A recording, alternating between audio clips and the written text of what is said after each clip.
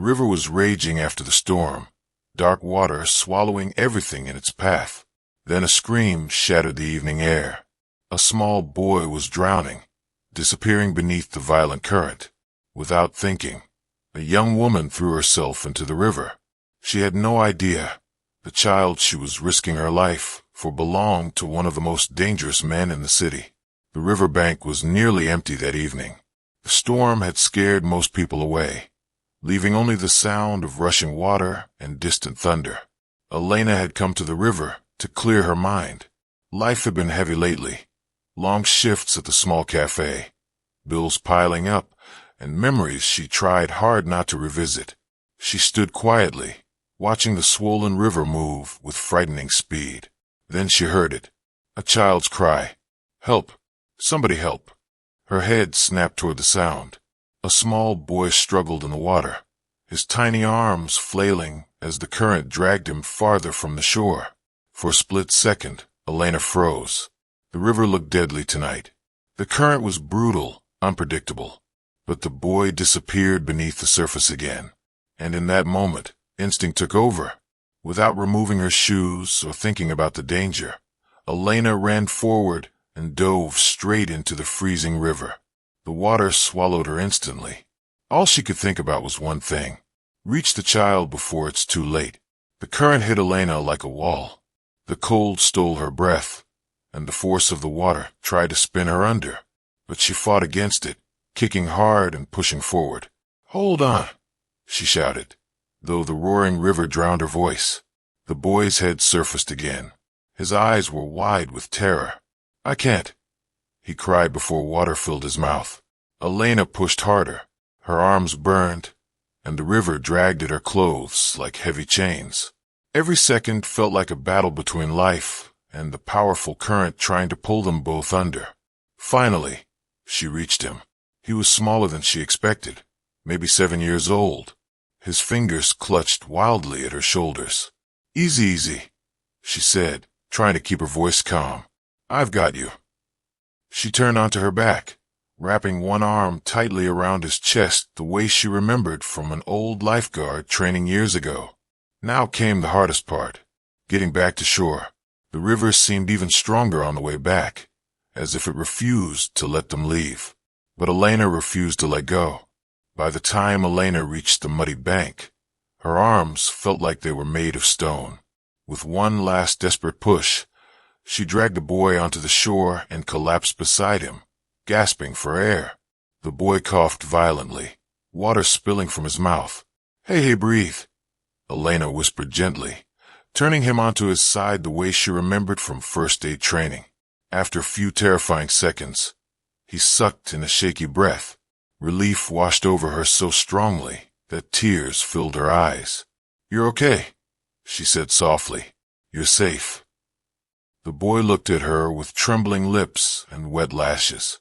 "Thank you," he whispered. Only then did Elena notice something strange. His clothes were expensive, far too expensive for a child playing alone by the river. His small jacket looked like designer fabric. His shoes alone probably cost more than her monthly groceries. Before she could ask anything, the distant sound of engines echoed through the quiet riverside. Black SUVs appeared on the road above the bank. Several men jumped out, and every single one of them looked armed. The men moved quickly, scanning the area like trained soldiers. One of them spotted the boy first. "Leo," he shouted. Within seconds they rushed down the muddy slope toward them. Elena instinctively pulled the child slightly behind her. Something about these men felt dangerous. A tall man in a dark suit knelt beside the boy. His voice softened immediately. "Leo, are you hurt?" The boy shook his head weakly and pointed at Elena. "She saved me." All eyes turned toward her. The men exchanged silent looks that Elena couldn't quite understand. Respect mixed with something darker. The tall man stood slowly. "You risked your life for him." Elena brushed wet hair from her face, suddenly uncomfortable. He was drowning. Anyone would have done the same.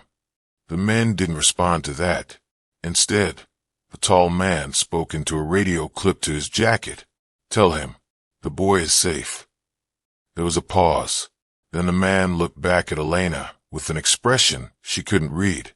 "You may not realize it," he said quietly, "but tonight you saved the most protected child in this city." Elena frowned slightly. "What do you mean?" Before anyone could answer, another car arrived. This one moved slower, heavier. Every man on the riverbank immediately straightened, their posture suddenly rigid with respect. The car door opened. A man stepped out. He was older, maybe in his late 40s, dressed in a perfectly tailored black coat. His presence alone seemed to silence the entire riverbank. Even the armed men lowered their heads slightly as he approached. The boy, Leo, ran to him instantly. "Papa." The man dropped to one knee and wrapped his arms tightly around the child, relief flooding his usually cold face. Then his eyes lifted and locked onto Elena. For several seconds, he studied her silently. The air felt heavy. Finally, one of the guards spoke softly near her ear. "You should know something," he said carefully. "The man you just saved his son for is Marco DeLuca." Elena's stomach tightened. Everyone in the city knew that name, the most powerful mafia boss in the region, and she had just saved his child. Elena felt the weight of every gaze on the riverbank. Marco DeLuca slowly approached her, his polished shoes sinking slightly into the wet mud. Up close, he looked even more intimidating than the rumors described. His eyes were sharp, observant, the kind that had likely seen too much of the world's darkness. Yet when he spoke, his voice was calm. "You saved my son." Elena swallowed.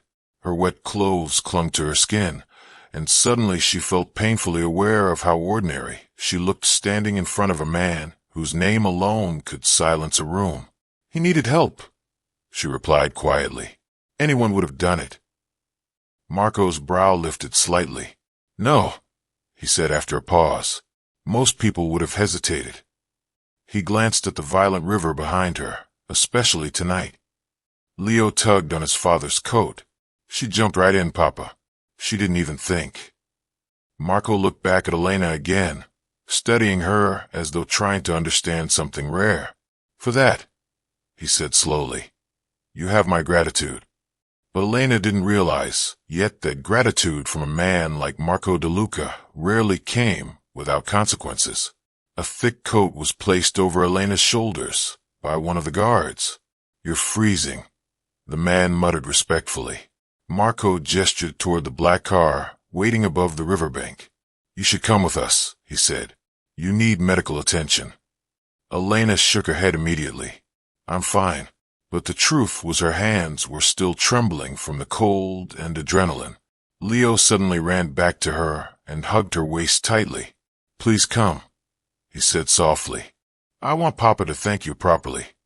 The innocence in the boy's voice made it impossible for her to refuse. Moments later, Elena found herself sitting inside the most expensive car she had ever seen. The leather seats smelled new, the interior silent except for the soft hum of the engine. She stared out the window as the city lights passed by. Her mind raced. What am I doing? She had only tried to save a child. Yet somehow she had ended up in the car of the most feared man in the city. And something told her this night was far from over. The car eventually stopped in front of a massive estate on the edge of the city. Tall iron gates opened silently as they approached. Elena's eyes widened. The mansion beyond them looked like something from another world. Grand stone walls, glowing lights, security cameras everywhere. "This is where you live?" she asked softly. Leo grinned proudly. "Yes." Marco stepped out of the car first, then turned and offered Elena his hand to help her. The gesture surprised her. Inside the mansion, staff immediately rushed forward. "Towels," Marco ordered calmly. Within seconds, someone placed a warm towel around Elena's shoulders. Another brought tea. The sudden kindness made her uncomfortable. "I really don't need all this," she insisted. Marco shook his head. "You risked your life for my son." He paused before adding quietly, "That is not something I forget." Elena studied his face. For the first time she noticed something unexpected in his eyes. Not just power, but exhaustion, and perhaps regret. Leo refused to leave Elena's side. He sat beside her on the couch, still holding her hand as if she might disappear. "You're like a superhero," he told her excitedly. Elena laughed softly.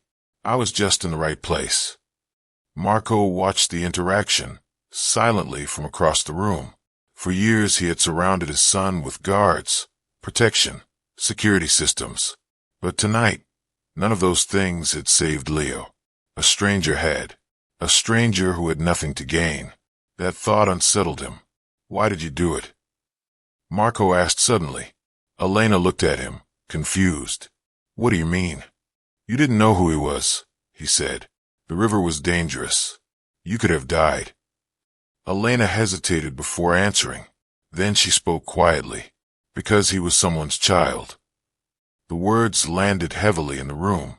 Marco's expression changed slightly, because deep inside, those simple words touched something he had buried long ago. Later that night, Marco walked Elena to the door. The storm had passed, leaving the air calm and cool.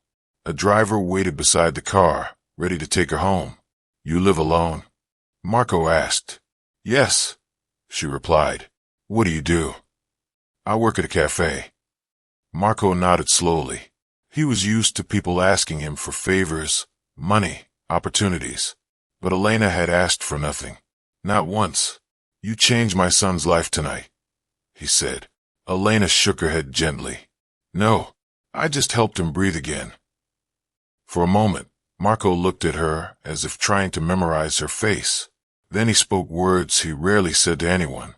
"If you ever need anything," he paused, "you come to me." Elena gave a polite smile and stepped into the car. As the vehicle drove away, Marco stood silently in the driveway. For the first time in years, the most feared man in the city felt something unusual. Respect. For a woman who had nothing, yet possessed a courage money could never buy. The next morning, Elena woke up thinking the previous night had been a strange dream. But the damp shoes near her door reminded her it had all been real. She had jumped into a raging river, saved a boy, and somehow spent the night at the mansion of Marco De Luca. At the cafe where she worked, life continued as usual. The smell of fresh coffee filled the air while customers chatted and laughed.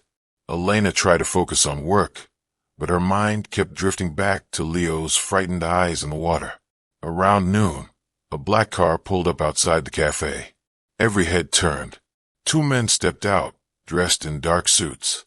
Elena's stomach tightened immediately. They walked inside and approached the counter. "Miss Elena?" one of them asked politely. "Yes," she replied cautiously. "The boss would like to see you." The room fell silent. Her co-workers stared. Elena hesitated. She had no connection to that world, no desire to be involved with powerful men and dangerous reputations. Yet something told her refusing might not be an option. She removed her apron slowly. "All right," she said, but as she stepped outside toward the waiting car, a strange feeling settled in her chest. She had no idea that this meeting would change the course of her life forever. When Elena arrived at the De Luca estate again, the gates opened instantly. This time she noticed the security more clearly. Guards, cameras, everything carefully controlled.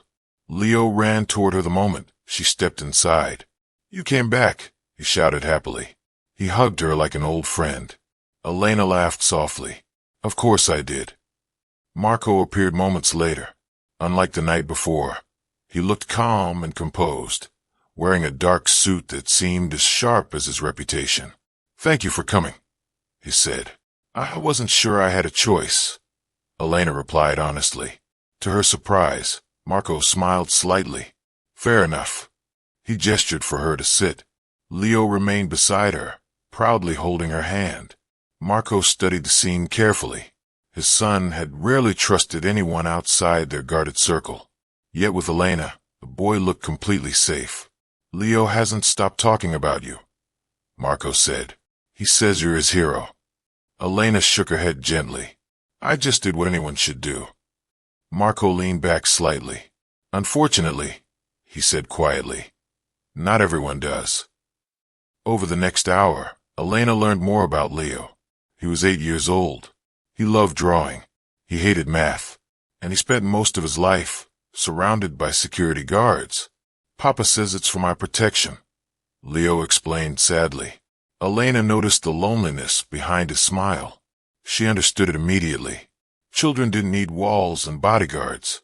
They needed laughter, friends, freedom. Marco watched from across the room as Elena listened patiently to Leo's stories. Something about the way she spoke to him was different. She treated him like a normal child, not like the son of a powerful man, not like someone fragile, just a boy. May I ask you something? Marco said suddenly. Elena looked up. Of course. Why are you so kind to him? The question surprised her. Because he deserves kindness, she replied simply. Marco was silent for a long moment.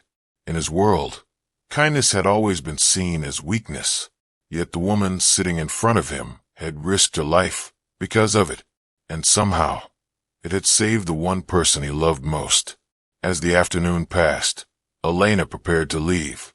She stood near the entrance, adjusting her coat. Thank you for the tea, she said politely. Leo hugged her again before she could go. When will you come back? He asked. Elena hesitated. I'm sure your father is very busy, she said gently. But Marco spoke before she could finish. You're welcome here. The words surprised even him. Elena blinked. Why? Marco answered honestly. Because Leo trusts you.